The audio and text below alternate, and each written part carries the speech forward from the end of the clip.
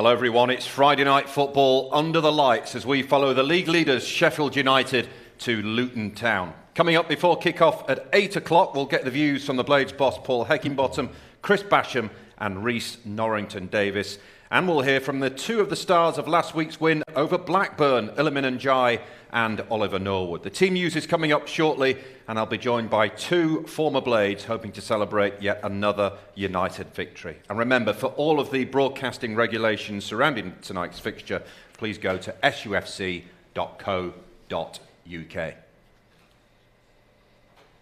So here we are then, Sheffield United back in action and an opportunity to open up a 4-point gap at the top of the Championship table, albeit for 24 hours at least. But it is there, the incentive for them tonight. And alongside me, as ever, is Kevin Gage. He'll be on commentary duty later, but for now you're helping us build up to kick-off. You well? Yeah, absolutely fine, thank you. Feeling confident? I am, yes, very confident. Yeah, it sounds good, doesn't it, being top of the league? It does, yeah. 4 points clear, that sounds even better. Well, we'll see. We'll see how tonight goes first. And hoping to get a word in edgeways if he can is Kevin, because Chris Morgan is here. You all right? Yeah, I'm Evening good, Flower, thank you all right? Yeah, all good. Good, good. Nice to be here. You feeling confident? Always. Just must point out the brown shoes, by the way, on Chris Morgan tonight. No socks or brown shoes. are those hidden socks? They're the hidden trainer socks. Hidden trainer socks. Yeah. Wow. Never thought I'd see the day. Thanks for noticing. No problem. I don't miss things like that. Right, let's get to the team news, shall we? Let's get to the serious business. Sheffield United are going to line up as follows. There are 3 changes tonight. Hodzic dropping to the bench. Fleck is out, so too is Kadra. More on Fleck in just a moment. In come Basham, McAtee and Ndiaye. So Foderingham in goal. At the back, Basham, Egan and Rhys Norrington-Davies. Then it's Baldock, Norwood, Berger and Lowe across the middle. McAtee, McBurnie and Ndiaye. On the bench, Amissa, Brewster, Hodzic, Doyle, Arblaster, Asula and Jebison. And the reason I mentioned more on Fleck is that we're hearing he's got a leg fracture that was suffered in the last game against Blackburn. So that means he's going to be out for some time, Kevin. That's awful news. Yeah, that's bad news, isn't it? Because he usually takes time to get into the season as well, and he'd actually started this season really, really well. So it's we have got players to come in, but he's a big part of our midfield 3 there, and that's a bit of a blow, to be honest. I'm no doctor, Chris, but a leg fracture, what kind of timescale would you be envisaging for recovery time from something like that? Again, Paul, I think it's difficult to say. You know, is it a hairline fracture? Is it a stress fracture? You know, we've literally just been fed the information. So I think what the doctors and the physios always used to say, if players manage to finish a game, like he did in the last game, and he's not really reported a lot of pain, then hopefully it sounds daft really, but hopefully it's not a bad fracture. But yeah, he'll certainly be a big miss. Hodzic is on the bench. The story with him is he felt a knock from the win over Blackburn, was pulled out of training this week, but felt better yesterday and today. So he's been named on the bench. Basham coming in, they just weren't prepared to risk Hodzic tonight. You can understand that, can't you? I totally understand that. Yeah, a decision made a lot easier because we've got Basham coming back just at the right time, and we're really swapping like for like, aren't we? I mean, they're 2 peas in a pod, them two, aren't they? They really are. So great to see Basham back, and once again, absolutely no worries about him filling in for Anel there. I'm hearing a lot of managers saying that Sheffield United have the strongest squad in the Championship. Would you go along with that? I think it is a strong squad. I think if you were to look through it without this coming across as being rude to the lads that are in there, and obviously if I bump into any of them, they probably might pull me up on this, but you're looking at it, some of the teams are trying to add superstars, whereas it just looks a good, solid squad. And I hear all the time in terms of it being a good group, they've all got a great work ethic. And I think often that's better, you know, rather than having superstars thrown in there. You know, obviously we've got match winners. We've got good players, but all them lads look to be on an even keel. So I do think it's a strong squad, yeah.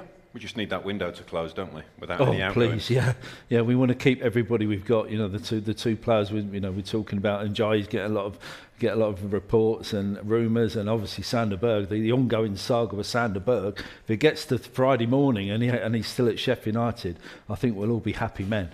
Being top of the league, though, will help, won't it? Just to solidify thoughts in some of the key players' minds, not have their heads turned, surely. I think it allows you to play with a bit of swagger. I think being top of the league, the players should be confident anyway because they're good players playing in a good team with a good, as Chris has just said, strong squad, good manager, etc., etc. But just being top of the league, I think it just gives you that little bit of spring in your step when you go out at Luton today. You roll your sleeves up, you're going, we're not going to get beat today. We're Sheffield United, we're top of the league at the moment. We're going to stay there.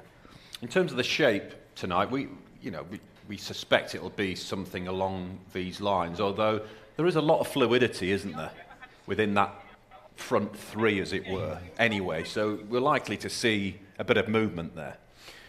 Well, you could use the modern formation now. Where people talk about a box behind a number 9. Yeah. So in many ways, you've got McAtee and Ndiaye who can drop into them positions to play as number 10s behind McBurnie with the two sitters. Obviously Sander and Oli Norwood. But again, revisiting games from the end of last season, we don't want Sander playing as a sitter. We want him to tram on. So yeah, there is a lot of fluidity. What there is that for me there's a lot of creativity in there.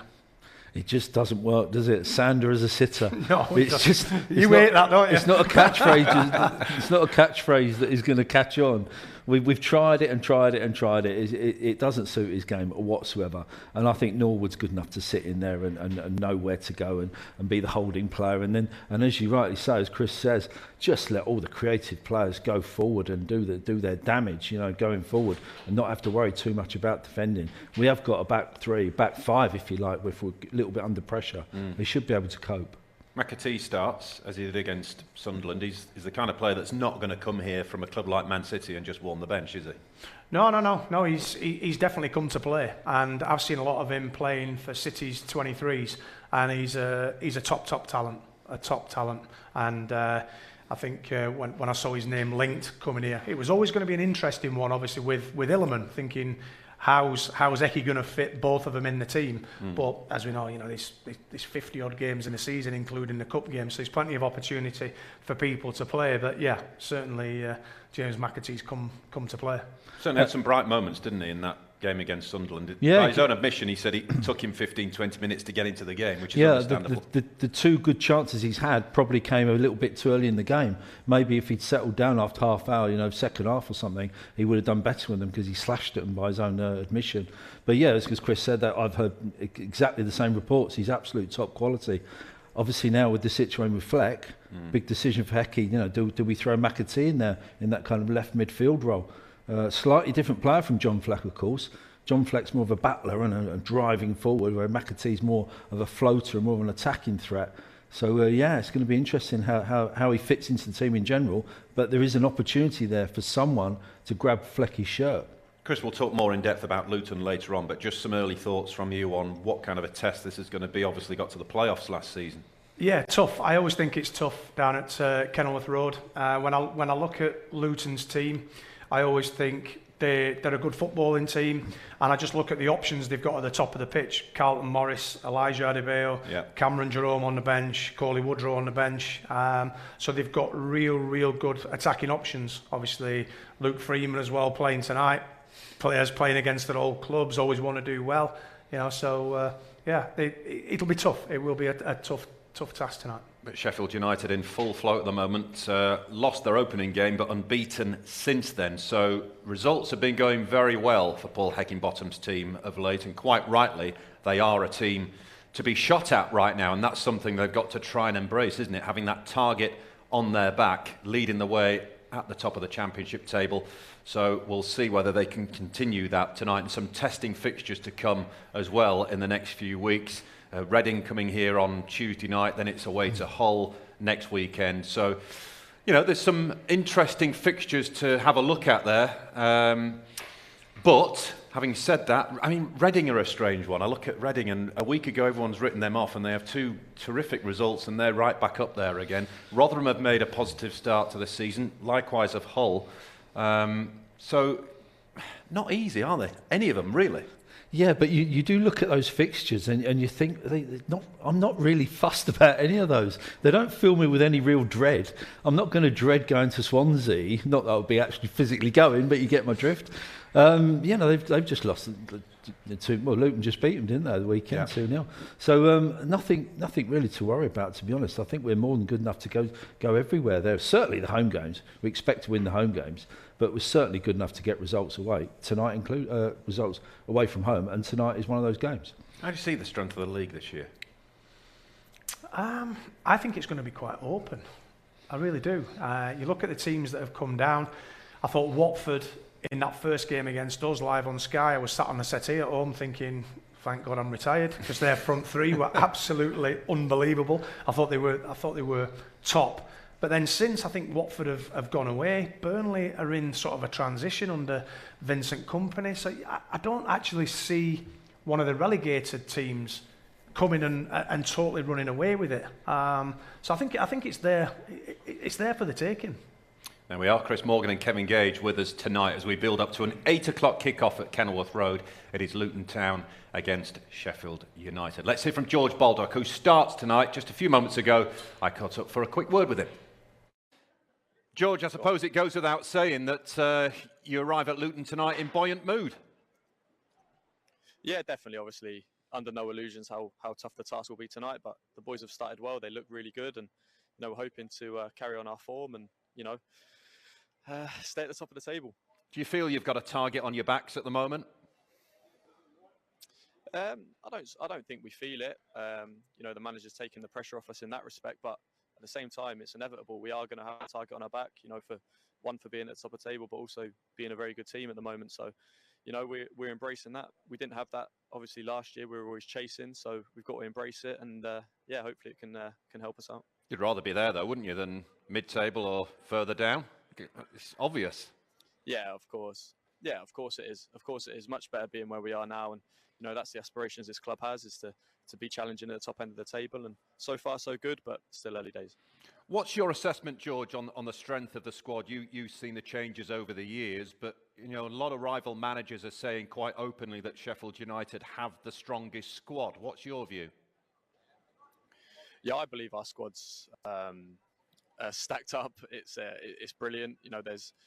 There's two, maybe even three in some positions, top quality championship players who are all capable of stepping in and not weakening the side. So that's the headache the manager will tell you he wants, and it's up to the players who have the shirt to keep it. But yeah, great position to be in, and probably the best squad I've been involved in. I just wanted to ask you about your understanding with Sander Berge this season. It might change a little bit tonight because of the personnel involved, but overall, you seem to have been really on the same page. Good link-up play between you two. Do you feel that?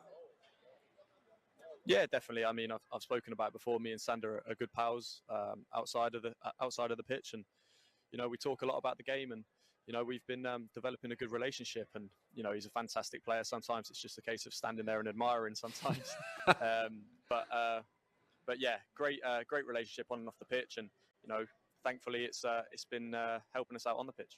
Tough one tonight, eh? I mean, it's always a difficult place to go. Kenilworth Road, it's tight, it's compact, and you know what you're going to get from Luton. Yeah, definitely. Especially with this crowd at home. It's going to be difficult. Like I said, under no illusions how hard today will be. But we back ourselves. Our home form's been fantastic, and it's just now about picking up points and trying to get victories and that away form as well. And hopefully we can do that tonight. Lovely. Good luck tonight, mate. Wish you well. Thank you. Cheers. Top man. Thank you. Cheers, John. There you go. That's George Baldock, who continues in that right wing-back role tonight. And good job he's fit, because they cannot afford to lose him with Jayden Bogle out. Yeah, I was just thinking, he's talking about competition for places. I think the right wing-back is the only spot that we haven't actually got a replacement. Possibly Bash can do the job, but last year we were having Osborne coming across from the left to do the right wing-back role. It's not ideal. So, yeah, he needs to stay fit and he needs to play well. He's been a good servant, hasn't he, though, George Baldock, to this football club? He's been an excellent servant.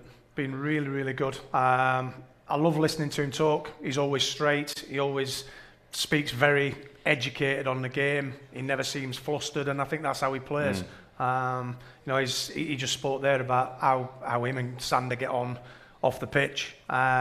what a good lad Sander is, but you know, George off the pitch as well. You know, just a good, solid, all-round lad. You know, he's always got time for people. I've seen him in the car park talking to the supporters and the kids and things like that. So yeah, a proper pro. Yeah, 100%. Just a quick reflection on last week and how it affects their mood going into this game.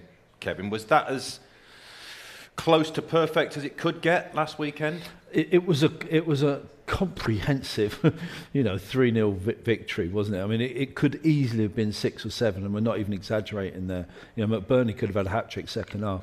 So Blackburn were poor, to be fair. I don't think we can judge Sheffield United on that particular one result, because Blackburn were terrible. So early days, but signs are certainly looking good, aren't they?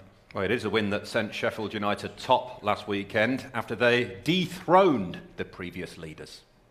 We're underway once again. It's the Blades against Blackburn. Berger can turn here for United. Hodzic, great ball. John Flake, real chance. McBurnie! Norrington-Davies on the outside of Britain. Good looking ball into the area. McBurnie gets something on it. Norwood, wonderful! Oli Norwood for United. It's been coming, but a wonderful strike from the Blades midfielder. His first of the campaign, and United deservedly take the lead. Here's the goal scorer, here's the shoot, and he obliges. Cadra. Norrington-Davies is going to put it into the penalty area. McBurnie gets something on it. We are back underway here, and they're going for goal for Oliver Norwood. Can Cadra make something of it? He can. Come on. Surely Oli McBurnie! Brilliant save by Kaminsky. Cadra doing the hard yards again. Berger to McBurnie, again denied. Quick throw into McBurnie, trying to roll his man. Can he keep it in play? Berger, and it's going off Ndiaye. He's certainly going to claim that one. Iliman Ndiaye, second of the campaign. United have got that crucial second goal, and it's Iliman Ndiaye the substitute. This is great from Ndiaye. Still going Ndiaye, Iliman Ndiaye. That is simply sensational from Iliman Ndiaye.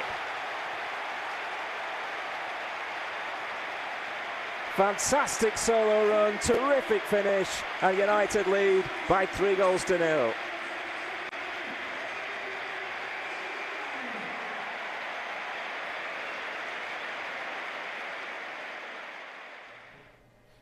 Iliman Ndiaye rounding off the scoring there against Blackburn with a brilliant solo goal. He is back in the starting lineup tonight, as is James McAtee, as is Chris Basham. Luton against Sheffield United kicks off at 8. Staying though with that Blackburn game, let's hear from the Blades boss Paul Heckingbottom on what he felt about it. He was pretty sure that United were worthy winners.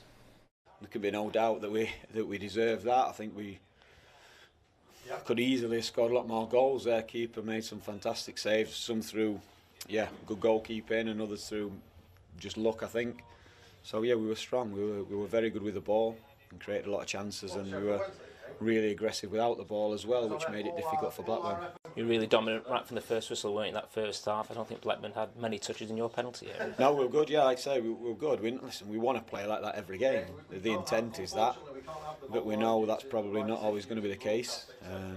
So today we'll enjoy it because it went our way.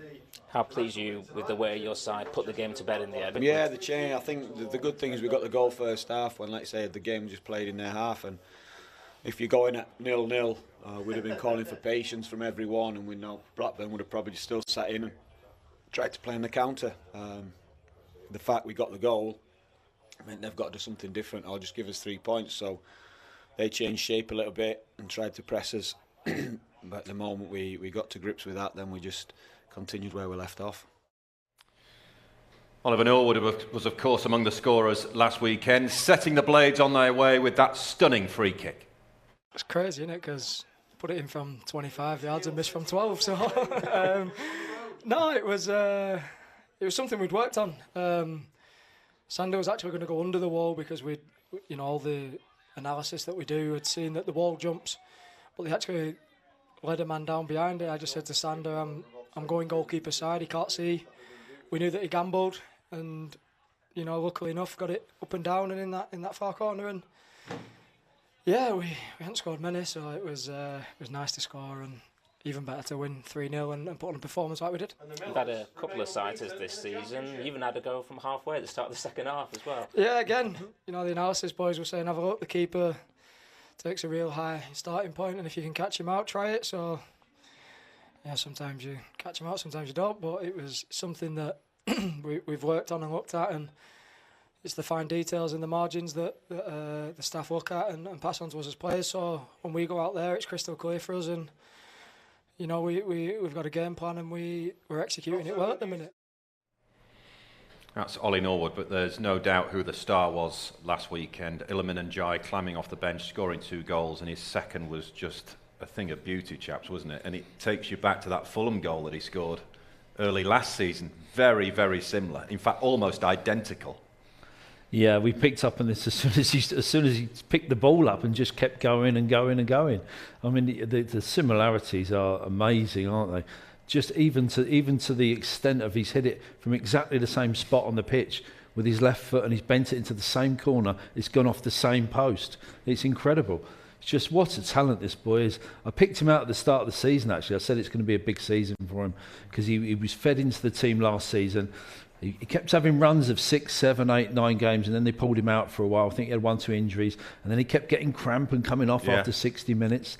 But he looks the full package now. He's obviously had a good pre-season as well, so he's fit and strong. I think he's got more confidence, and these goals like this and the performances he's putting in are only going to make him better and better. 7 goals in his last 12 appearances for Sheffield United. He's pretty special, isn't he?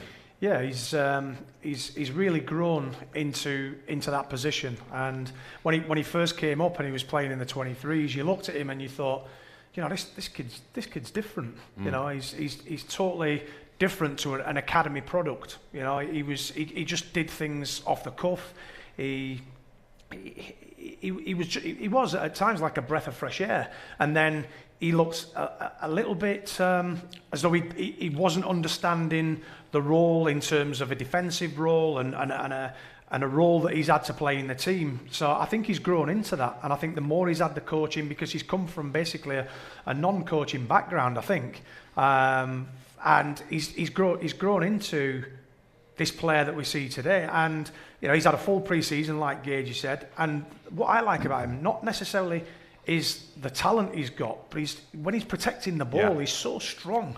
He looks physically strong. He doesn't get knocked off the ball. He's short, but he looks to have a great frame. So he's ticking a lot of boxes, and I think maybe the upper echelons of the club are hoping that window shuts on Thursday. Turn your phones off. Turn your phones off. And that there's no tempting bids coming for him. He also works so hard, doesn't he?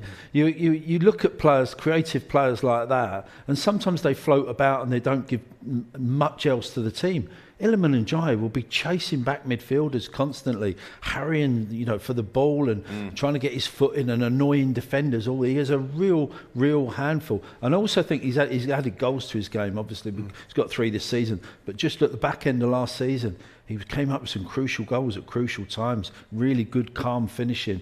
And I think all that combined, he's going to turn into he could potentially be like a Premier League superstar in a year or two's time. I just wonder whether he's seen an opportunity, because obviously Morgan Gibbs-White was here last season. No matter how well Ndiaye played, it more often than not was Gibbs-White who was taking all of the plaudits. Do you think in his own head he's thought, I'll have a bit of that? Of course he has. I'll be the man to do that. Because it's human nature. He looks at the £45 million that Gibbs-White has cost, and he's thinking to himself, well, do you know what? I'm as good as him. I know I'm as good as him. I've proved it in training. I've proved it in matches. So you're exactly right, Paul. Gibbs-White got a lot of the plaudits last year, but Ndiaye is easily as good as a Gibbs-White. Fingers crossed he comes to the party tonight at Kenilworth Road. Let's hear from him, shall we? We've been asking him what goal he preferred, whether it was the goal at Fulham or the goal last weekend. We'll get his thoughts on that in just a moment. But first, his views on the overall performance last weekend. No, I'm happy to get, obviously to contribute coming off the bench. That's what we are for, plenty of energy. And Which was your favourite goal? Which ones? The one went in off your backside or the one where you ran half a length of the pitch? I'll go with the second one. You'll take that, will you? Pretty sure, yeah. Bit of me. Was Sandra a bit upset with the first one? No, he's not. He's happy. He's happy for me. We just got the goal, you know.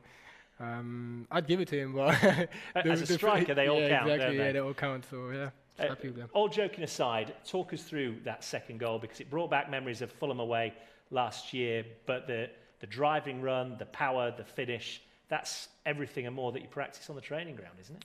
Yeah, it is. Plus, you know, driving with the ball. You know, it's me. That's what I kind of do. I like doing it. But yeah, the more I basically practice it, and the more I do it, and the more I'm confident to do it. You know. So yeah. What went through your mind as you got towards the edge of the area? Because there's still some work to do to beat the keeper. Same as Fulham goal. Just composure. You know, with my left foot. I didn't look up where the goal is. I knew where the goal was. Just try and beat him first post, and yeah. Just a reminder what we've got coming your way over the next week here on SUTV Live. Tuesday night, Sheffield United home to Reading, 7:45 kick-off. We are on air from 7. And then next weekend, I'll be back in the chair to bring you Hull against the Blades, 3 o'clock kick-off, and we start at 2. You can, of course, get your home and away replica kits right now, and the third kit is now available on pre-order.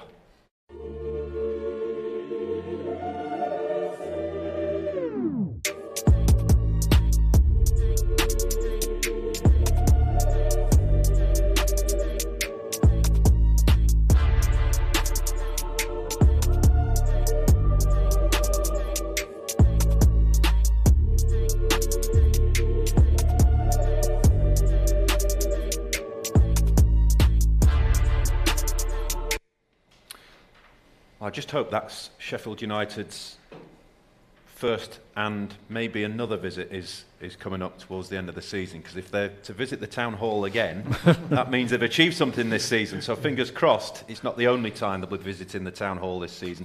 Let's recap the team news, shall we? Down at Kenilworth Road, Sheffield United at Luton tonight. Let's have a look at the Blades. And there are 3 changes, as we've mentioned, coming in. Basham, McAtee and Ndiaye. And just a reminder, if you've just joined us, John Fleck, we're told, has a leg fracture, which is why he's not involved. Anel Ahmehodic picked up a whack last weekend. They didn't want to risk him from the start, but he does make the bench this evening. No sign of Reda Kadra. Some young players on that bench tonight, but that is how Sheffield United start at Kenilworth Road this evening. As for Luton, one change from their win at Swansea last weekend. Carlton Morris comes in and Admiral Musquet drops to the bench. Chris Morgan, what do you make of that Luton lineup? Like I said earlier on, I always look at the top end of the pitch with Luton. I think they're a good footballing team. I think they're quite solid, and I think Nathan, as a coach, likes to change his centre forwards, likes to change his forward players. So obviously, you know, we're familiar with Carlton, obviously ex Barnsley striker, and you know, I think he'll be a good player for them tonight. And obviously Elijah Adebayo, I remember doing the game here last season, and he started on the bench, and I think everybody was surprised that day that he'd started on the bench. He was playing well at the time, and again, another sort of big, tall, physical threat. So I think they have got within the squad the opportunity to change as the game goes on as well. Certain managers fit certain clubs, and I think case in point here with Nathan Jones and Luton, he had that ill-fated spell at Stoke, but for some reason it just works at Luton. And when you look at how he's improved them year on year in the Championship, 19th first season back, 12th second season back, and then playoffs last season. He's done a remarkable job, really. Certainly has, yeah. The surprise team last season, weren't they? And I think everybody's kind of discounted them this season as well. But I think they'll be top 10, top 8, possibly top 6. Seems to get performances out of his team, yeah. And last week I was making the point that these very clever analyst people, and people who know far more about it than me, was making the point that Blackburn weren't actually very good and shouldn't be top of the league. Well, the converse is true this evening, because Luton are something like 17th, 18th, but their performances suggest they should be mid-table or higher. So they're a good side, and I think it will be a test tonight for us, definitely. Nathan Jones can be an acquired taste. I like him. I've dealt with him quite a few times. He's passionate. He's involved in the game. Mind you, he's got 2 big bodyguards behind him in Mick Harford and Paul Hart, so that's probably why he can get away with what he gets away with on the touchline. But I like him. I like that passion. I like the fact that he's in the game. He's involved all the time, and you'll see him tonight chewing his fingernails. I'm surprised he's got any left. Yeah. But he's always there chewing his fingernails, isn't he? Yeah, he more or less bites them down to the bone. I actually watched the playoff game at Huddersfield, and for as well they'd done all pre-season, it looked as though that game had, I'm going to say, like, surprised them, or they actually played the game as though they didn't believe that they should be in a playoff semi-final. And I think they really let themselves down that night. But yeah, Nathan's a real good coach. I think he's he spends hours and hours, not just watching his own team, watching other teams, and he's a good manager. And like you say, sometimes, I know Eddie Howe's moved on now, he's at Newcastle, but people always said that about Eddie and Bournemouth. Some people just have a fit for a club. And I read somewhere, or even heard somewhere this week, that Sheffield United and Luton have picked up more points than any other Championship teams this calendar year. I know they've only lost twice at Kenilworth Road at home in 2022. So that alone tells you that this is not a foregone conclusion, is it? You can't argue with that, can you, really? No. It's all about results, and that proves that it's a very difficult place to go, which is strange, because it's not particularly that. It's not a very big crowd, is it? It's not a big ground. It's not intimidating in any way, but they seem to make the best of their home advantage, don't they? I'm just glad that bloody plastic pitch isn't there anymore. You took the words. You see this nose? That's courtesy of Mick Harford pushing me along the plastic pitch into the advertising hoardings. I was going to ask you what your memories were of Kenilworth Road. It was horrible. There. It was absolutely horrible. The plastic pitch was just, it's terrible to play on. There was a few around at the time, probably about half a dozen, and they were all awful, to be honest. They are hoping to move to a new site. I know that's kind of going on and on and on, but they're hoping to move to a new ground on the outskirts of Luton. What memories do you have of playing there, Chris? I think one of the first times I ever went there, pulling up on the coach, and what they've done is they've bought a terraced house, and obviously they've ripped all the shell out of it, and they use it as like an entrance. But like, you're driving up the street thinking, why are all them people flooding in that poor lad's living room? And then you get there and you think, oh yeah, they've converted it into a turnstile, but literally they go straight through a terraced house. Yeah. I've not really got many memories of playing there. Went a couple of times on the coaching staff, and I think what you do think about is that tight tunnel downhill in that tight tunnel, really old-fashioned dressing rooms. Obviously, just it's painted white, all the condensation's dripping, and it is, and that's what they use at Luton. You get there, and I think it is one of them as a group of players. You think, not right good here, is it? So it's mind over matter. You've got to switch off from that. And just remember that once you get out, there's a game to play, but it's not great surroundings. It's proper old school, isn't it? And when I played there, certainly the change rooms were small, and we only had 1-2 subs. Now these days there's about 17 players. Yeah. Then there's all the physios and the fitness conditioners and the assistant manager and the goalkeeper coach and the analyst. Yeah, I mean, God knows how they're all going to fit in, to be honest. See, they could make this really horrible tonight. I don't want to sound disrespectful to Luton because they can play as well, but I've seen them up against the so-called bigger clubs in this division. They can make it horrible. They can use the dark arts. They can make it really uncomfortable. I think what might also play into their hands is it's an evening kickoff. I think you might get a bit more better atmosphere, be a far more intense atmosphere. But having said all that, nothing we can't handle. That doesn't fill me with any kind of dread at all. Well, kick-off just over 20 minutes away, Luton Town against Sheffield United. Let's now hear from Rhys Norrington-Davies, our exclusive interview with him. Coming up, we'll get his views on switching to a new position at centre-half, but first, his thoughts on what have been a positive start to the campaign. It's been very positive. Obviously, we're still early days, 5 games in, but no, it's been a good start, and we just need to kick on now, obviously, game by game. And you yourself had a good run at the start of this season. How are you finding left-sided centre-back? Yeah, no, it's been interesting. Obviously, I've played there before previously for my country, and whilst I've been on loan. But no, it's been good, obviously, in this system. It gives me more freedom to get forward, so no, I'm enjoying it. And by playing this position for United, of course, you need to be able to first and foremost defend, but there's also an onus on attacking, and I'd imagine your attributes suit both quite nicely. The gaffer has told me what he wants from myself. Obviously, first and foremost, to be defensively solid, and then to join in attack when needed, so yeah. Have you spoke to any other players who have occupied that position before? I know you're obviously accustomed to it yourself by now, but it is quite a unique area, isn't it, for United? Yeah, no, it is. Jack's actually been a massive help to myself. He's been in contact, obviously, he said if I need to go over any clips with him, and obviously I've seen him around the training ground and he spoke to me about particular games, so no, it's been good. Being able to play that role and also left wing back with the competition that United have got in those kind of areas, how important is that? There's a lot of competition, and it's good, to be fair, good for the squad, it's healthy. Obviously myself, Max, Ender, and then at left centre half myself, Jack Robertson, Jack O'Connell and Clarkey, so yeah, no, there's a lot of competition, so it's good. How are you finding dovetailing with Max Lowe? Obviously come in now, got a little partnership, obviously it's still early days. I've been impressed with Max. He's starting to kick on now, which is good, and obviously the team's playing well, so hopefully we can just keep on getting positive results.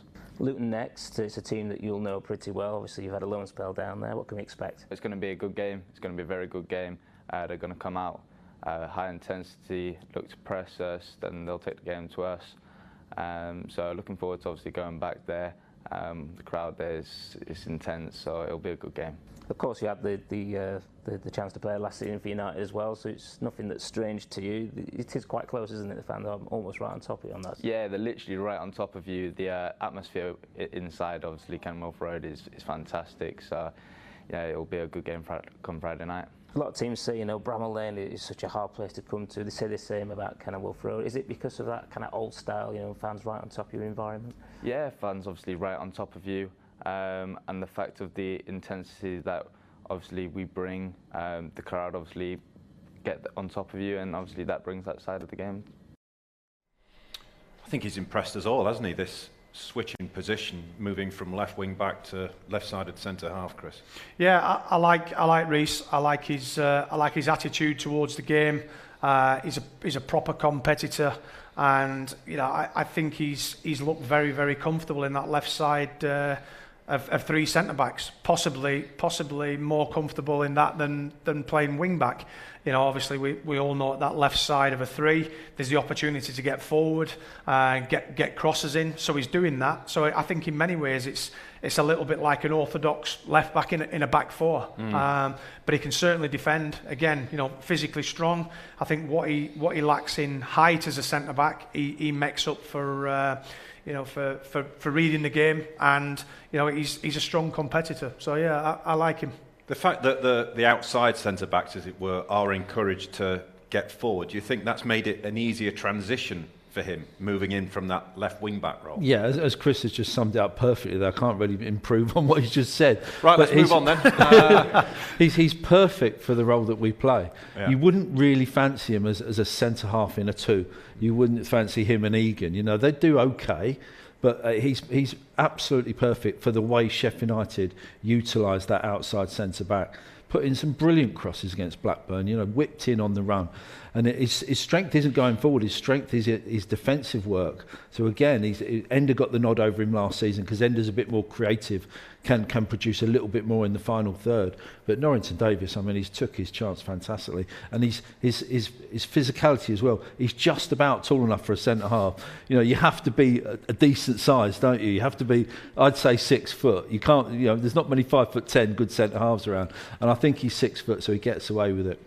And I'm going to come back to this question about competition again. What happens when Kieran Clark and Jack Robinson are fit? Because Max Lowe, equally on that side, seems to be getting better and better with each game. Where would that leave Norrington-Davies?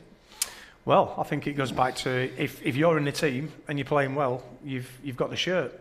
So it's up to the others.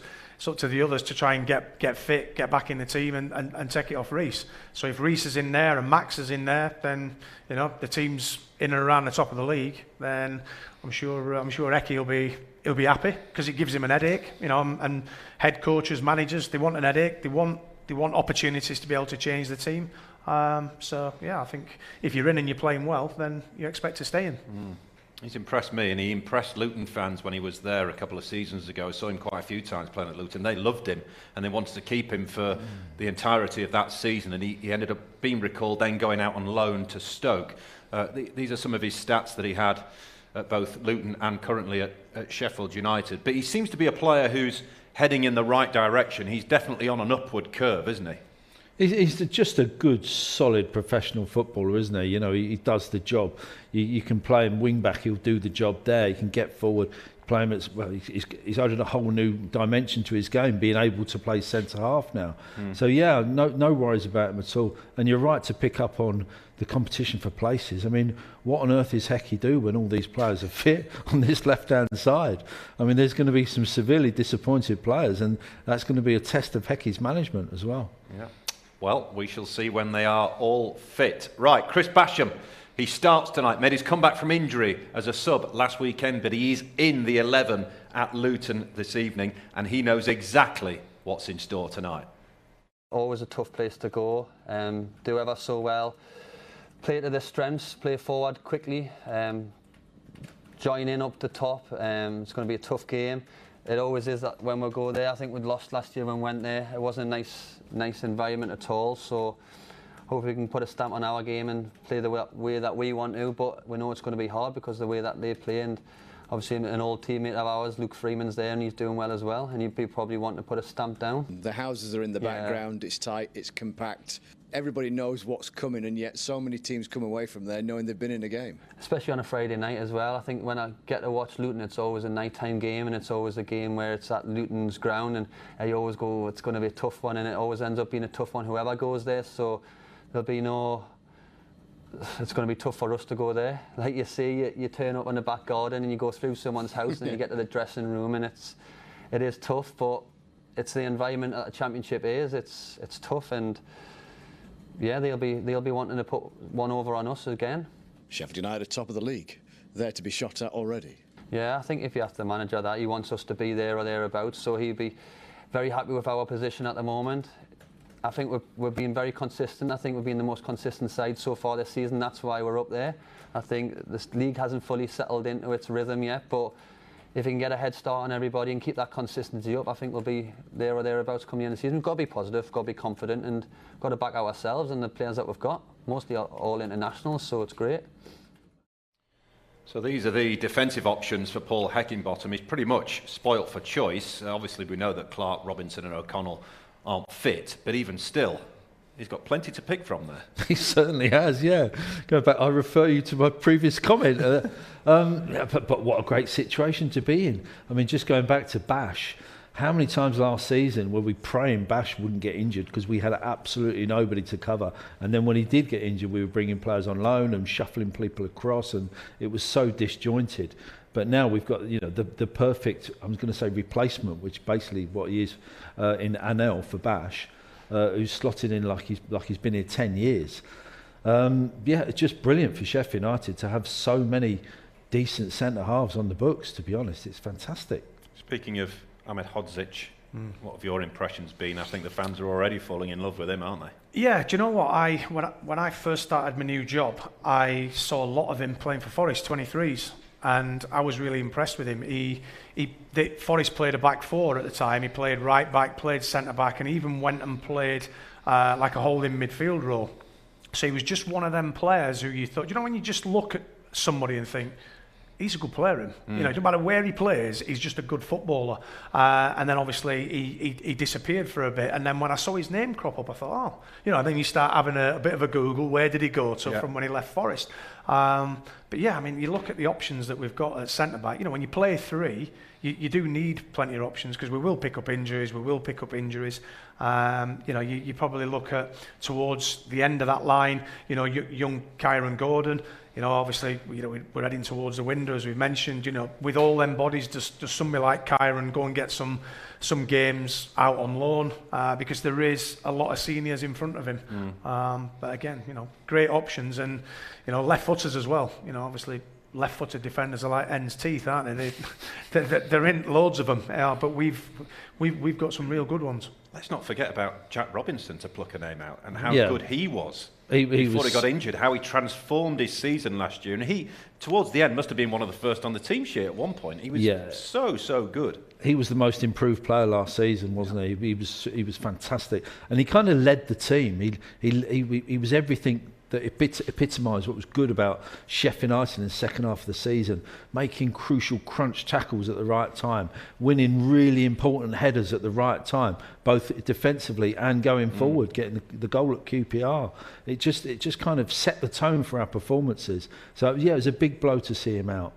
I want to move to the other end of the field and talk a little bit about Oli McBurnie. And we know about the struggles he's had in front of goal, but by all accounts, everybody that saw the Blackburn game last week told me how good he was. He was unlucky not to score. Where do you feel his head is at right now? I think he's in a good place, actually. I really do. I think he's confident in his physique and in himself. I picked up on it when he came off the bench. I can't remember what game it was, but he came off the bench and he stood on the touchline and he looked ripped. You know, he looked like a different athlete, and that must give you confidence, knowing that you're fully fit and you've got that inner physicality, you know, to do well, and the stamina to do well, and the athletic ability to do well. And that, combined with his desire to score, I mean, he did everything but score against Blackburn. Was very, very unlucky. Hit the target every single time. The keeper made some good saves, and I think he's just ready for lift-off. He literally, it's a cliche, but he just needs one to go in off his knee or his bum, and we'll be off and running with Oli McBurnie. Yeah, I'll whisper it quietly because this might get back to him, but it's 1 goal in 46 appearances in all competitions. Whenever you speak to him, he says that kind of thing doesn't really prey on his mind too much, but it's got to be niggling away, that. I think he will do as a striker, you know, and I think he'll bat it off.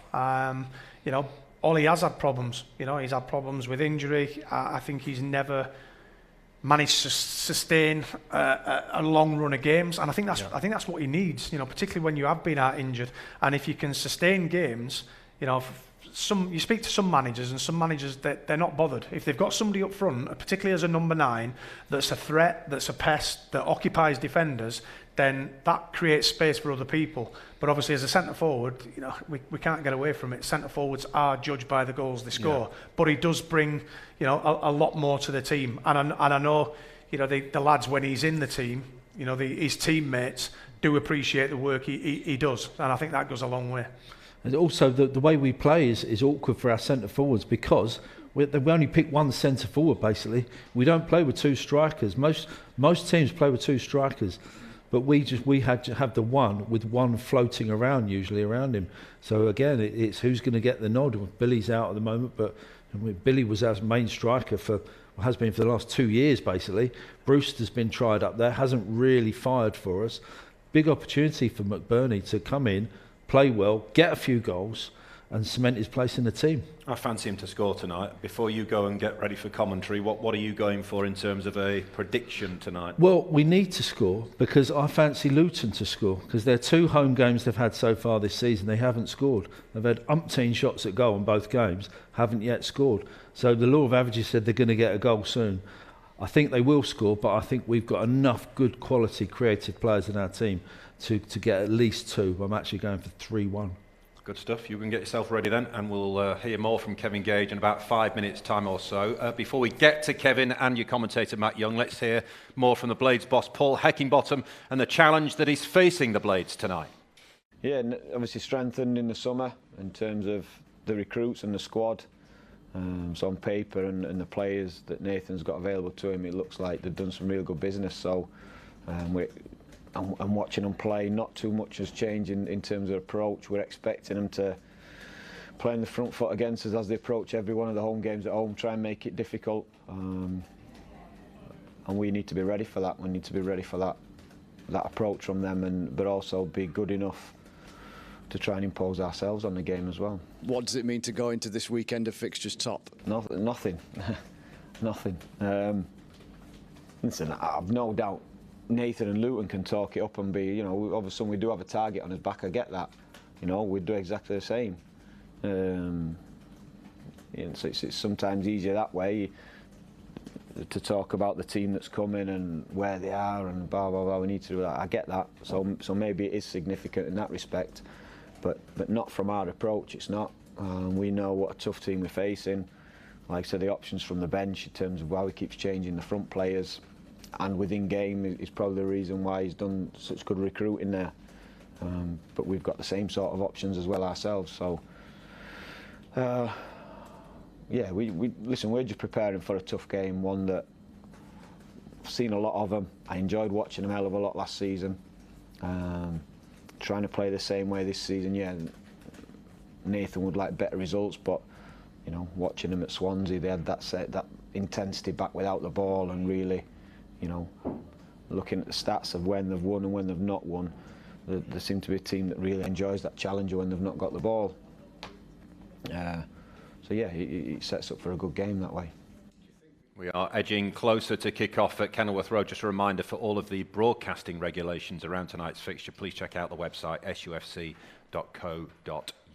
We've had Kevin Gage's prediction. He's going for 3-1. Wonder what Chris Morgan is thinking about this one tonight. What do you reckon? I'm going to go for a classic 1-0 away from home victory. Oli McBurnie. There you go. So you're with me. You think Ollie's going to get one tonight? Yeah. I do. I've visualised a corner coming in, a bit of a scramble, and he's there just to tap one in. Yeah, I'm with you all the way, all the way. And sticking with him, the point I was going to make to Kevin and yourself when you were both sat together is to have a player like McBurnie up there when you've got McAtee and Ndiaye, who aren't necessarily the strongest physically. If he can move those centre halves around tonight, that could well open the door for the likes of McAtee and Berger and Ndiaye, couldn't it? Yeah, it's like a foil type role where if you're playing up there on your own, your job is to occupy the centre backs, you know, and it's often wrestling, it's often, you know, bumping in, and then the others go and do the bit in front. So as long as he's doing that, and I think that was my point. His teammates appreciate the role he's doing. You know, yes, Ollie wants to score more goals. He's come to Sheffield United to be a goal scorer. You know, every number 9 wants to be a goal scorer. But within somebody's role within a team, you know, if he's doing that, you know, the manager's happy, your teammates are happy, and sometimes you just have to get on with that. And then the flair players as such around you go and grab the headlines. I tell you what, you'd rather be going to Kenilworth Road in late August than you would in mid-January, wouldn't you?